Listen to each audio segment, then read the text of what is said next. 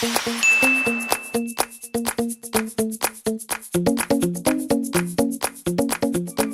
kaganda-ganda ni mo. Sus, ganda ko sa imong muscle. Manong nakalagi sa imong mama. Hay, ikaw ibabalik kita sa ahensya, ha? Naku, hindi. Ang ganda-ganda niya, di ba?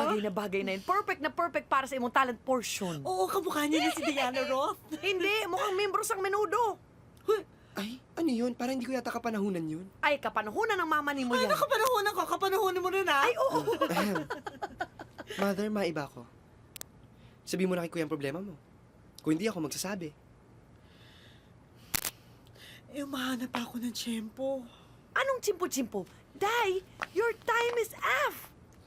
Gipasok na ni Miss Chinchan Su ang imong chiki sa bangko.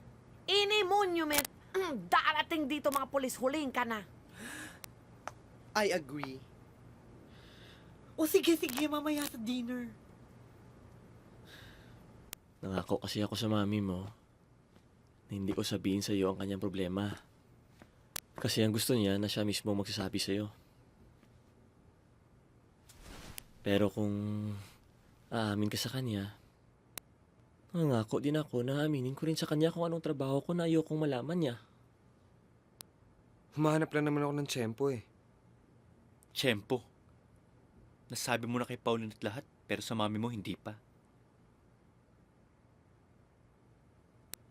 Sige. Mamaya sa dinner.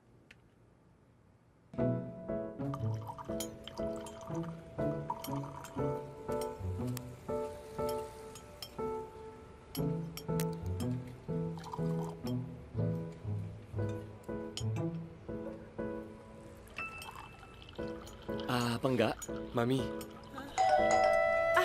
Ako na magbukas, ha? Ay, si Pauline! Ay, tita. Sabi na ba sa inyo ni Oscar na hindi matutuloy ang kasal namin? Pauline! I was about to tell her. Diyos ko! Mami, huwag kang magagalit pero may sasabihin ako sa'yo. Ako na uli! Taga! Bakla ang anak niyo si Oscar! Yan ang kasal mo! Ate, may naghanap sa iyo. Anong drama to? Mami! Ano ba nangyayari dito? Bibili lang sana ako ng anak.